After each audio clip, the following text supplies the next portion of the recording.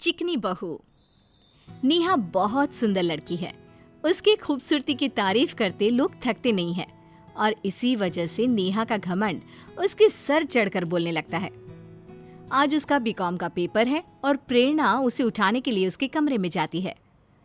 उठना है या नहीं? एग्जाम है तेरा, भूल गई है क्या? मम्मा यार थोड़ी देर सोने दो ना, मैं खुद उठ जाऊंगी। अरे थोड़ा तो शर्म कर, साल भर पढ़ाई नहीं की, कम से कम अभी तो कुछ पढ़ ले। अरे कुछ तो लिख कर आएगी। अरे मम्मा आप ना वो सब की टेंशन मत लो, मैं लिख के भी आऊंगी और पास भी हो जाऊंगी। शायद आप भूल गई हैं कि मैं अपने कॉलेज की ब्यूटी क्वीन हूँ। मुझे तो कोई भी चोरी करवा देगा एग्जाम में। चलो अब मुझे थोड़ी देर में उठा देना, अब भी सोने दो। पता नहीं क्या खा के पैदा किया था मैंने इसे, मेरी ही किस्मत में ऐसी औलाद लिखी थी। नेहा एग्जाम में चोरी करके लिख लेती है और पास भी हो जाती है। देखा ना मम्मा, पास हो गई मैं। तू तो ऐसे बोल रही है जैसे स्टेट टॉपर होकर आई है। सेकंड डिवीजन से तो पास हुई है और यहाँ नौटंकी कर रही है। अब तेरी शादी करवानी होगी। प्रेरणा नेहा के लिए लड़का देखने लगती है। नेहा के लिए रिश्ते की कोई कमी नहीं थी। एक से बढ़कर एक रिश्ते नेहा के लिए आने लगते हैं। तुझे कौन सा लड़का पसंद है देख ले। देख लो मम्मा, कितने लड़कों का फोटो आ रहा है। अब मान गई ना अपनी बेटी को कि वो कितनी सुंदर है। अब मैं इतनी सुंदर हूँ, मैं क्या करूँ क्या करूँ क्या करूँ क्या करूँ। और नेहा को पसंद आता है सौरव।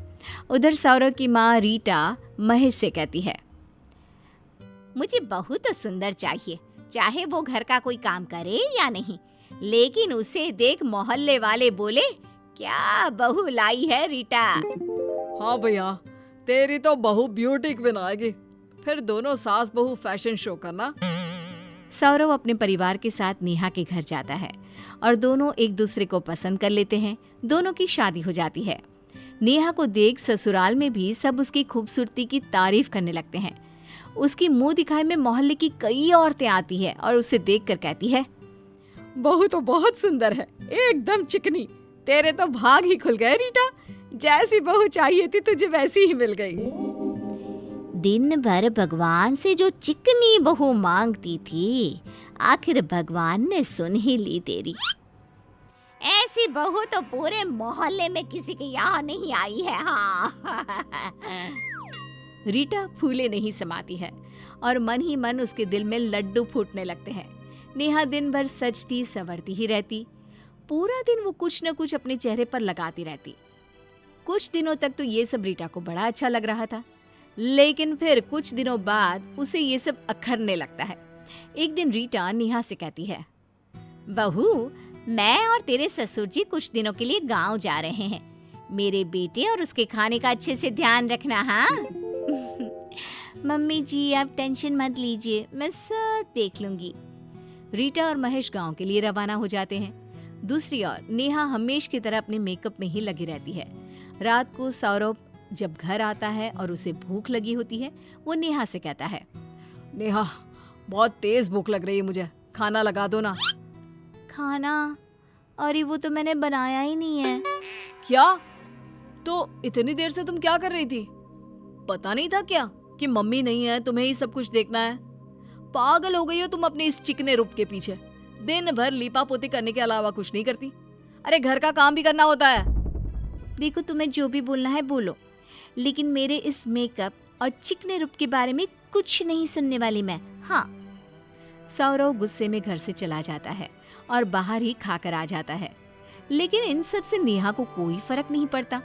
सौरव को लगता है कि नेहा सुधर जाएगी, इसलिए 4 दिन बाद सौरव नेहा को घर खर्च के लिए कुछ पैसे देता है। 5 दिन हो गए मैंने पार्लर का मुंह भी नहीं देखा।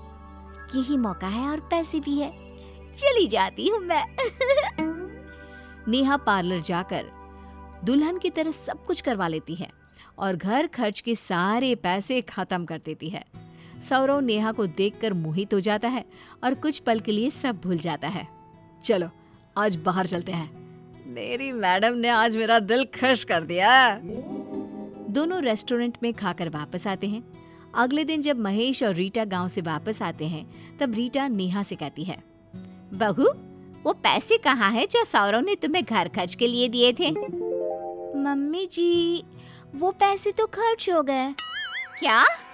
घर में राशन के नाम पर कुछ नहीं है और पैसे खर्च भी हो गए? अरे क्या किया तुमने इतने पैसों का?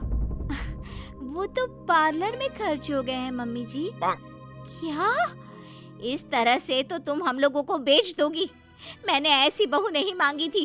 घर का एक काम तुमसे होता नहीं, बस पार्लर में बिठा लो इसे। अब तो सौरव भी नेहा से कटा कटा सा रहने लगता है और ये दूरियां नेहा को चुभने लगती है। अभी मैं चिकनी बनकर आऊंगी ना, तो सौरव की आंखें मुझ पर से हटेगी नहीं और वो वापस मेरे पास आ जाएगा। सौरव या मम्मी जी से पार्लर के लिए पैसे मांगूंगी तो ये लोग मुझ पर चिल्लाएंगे। ऐसे भी इन्हें मेरा पार्लर जाना पसंद नहीं है। ये जेवर बेच देती हूँ, ये किस काम आएंगे? नेहा अपने ससुराल से दी गई सारी ज्वेलरी बेच देती है और बहुत सारे कॉस्मेटिक प्रोडक्ट्स ले आती है। पार्लर में जाकर पेडिक्योर, मैनिक्योर और बहुत कुछ करवाती है और चिकनी चमेली बनकर सौरव के सामने घूमने लगती है। लेकिन सौरव तो उसे एक नजर उठाकर भी नहीं देखता। नेहा से ये बर्दाश्त नहीं होता और वो सौरव से कहती है, मेरे जैसी सुंदर लड़की तुम्हें नहीं मिल सकती है। कॉलेज की सारी लड़की मुझ पर मरती थी और तुम मुंह घुमाकर जा रहे हो। मुझे नहीं चाहिए ऐसी चिकनी बहू जो कि संवरने के लिए घर का सामान ही बेच दे। एक दिन तो तुम मुझे भी बेच आओगी। तुम्हें क्या लगा मुझे ये सब पता नहीं चलेगा? अरे इंसान की पूछ उसके काम से होती है, ना कि उसके रूप से। सौरव कमरे से बाहर चला जाता है। नेहा रोने लगती है और सोचती है, ये सुकलाइन तो इतनी बदसूरत और काली है, मेरी तरह खूबसूरत भी नहीं है, फिर भी शुक्ला जी उसे इतना प्यार करते हैं और आज भी दोनों साथ है। अगले दिन नेहा सुबह से उठकर शुक्लाइन पर नजर रखती है। शुक्लाइन दिन भर अपने घर के काम करती रहती है, बच्चों को संभालती है।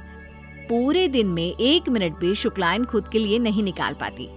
ये सब देखकर नेहा को एहसास होने लगता है कि रूप नहीं, गुण की पूजा होती है। मम्मा ठीक ही कहती थी।